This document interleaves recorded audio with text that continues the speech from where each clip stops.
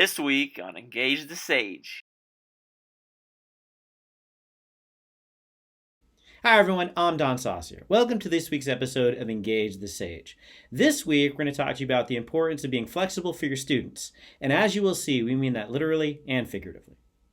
If you're familiar with this channel, and if you watched our video last time, you are aware that I love questions. I love to ask my students questions. I love to answer my students' questions. And one of the things that I do in my class is I let them ask me anything they want.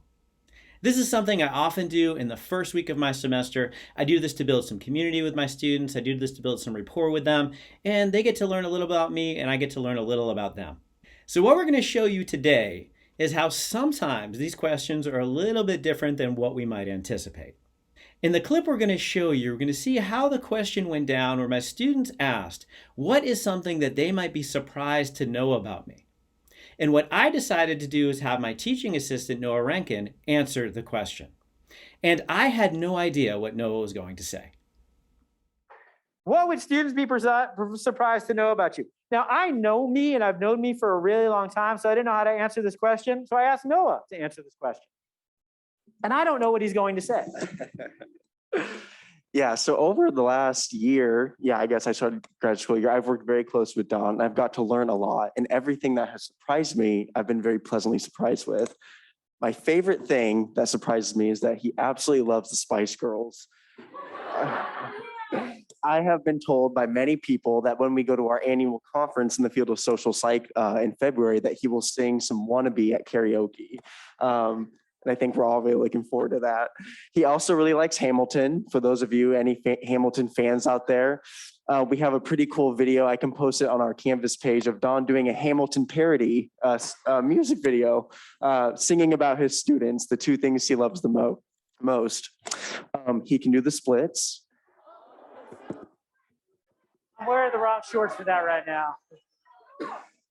Maybe later in the semester. I'll tell you what, you do well enough on the first exam, I'll do a split on this table. And make sure you hold him to that. I'll have to look at the grades and tell you. Although, to be honest, I'm always this close to showing off anyway, so it probably won't take much. So in our previous video about how to answer questions, one of the things that I recommend is that when you're asked a question, that you smile, you breathe, you think, and then you talk. In that video, I recommended that you do those things in that order. For instance, if you talk before you think, you might say things that you regret. That's what happened to me. In that situation, I was talking faster than I was really thinking and ended up agreeing to doing the splits on the table in front of my class if my students did well on their first exam. Two things then happened. One, they did well on that first exam, and I'm very happy about that. Two, they remembered that I promised to do the splits. So here's what happened then. How you doing? We'll wait for it. It's all good. All right, now making sure this table is nice and sturdy. Oh, man. Oh, yeah. All right. All right. So thankfully, as you saw, this went pretty well. It went about as well as could be expected. But this also provided me the opportunity to show my students peace in my classes.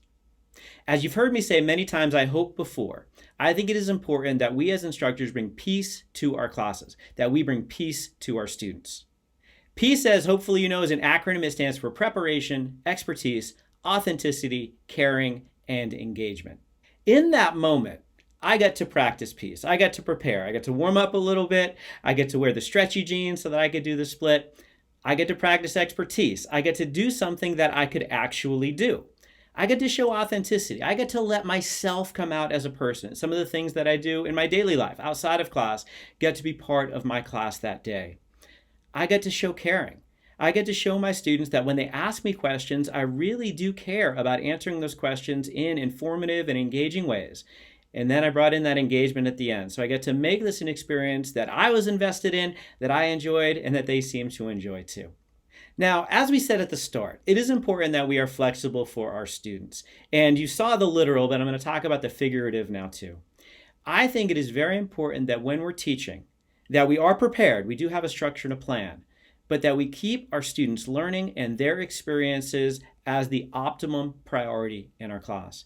That we make sure we're doing what we need to do on a daily basis to bring our students peace, to engage them, and to support their learning and their success. So as instructors, I think it's really important that we are flexible for our students in all the ways. In the comments below, I would love to see you talk about the ways that you are flexible for your students. Thank you for joining this week on Engage the Sage. Please like, subscribe, sign up for notifications, and share us on social media, and we'll see you next time on Engage the Sage.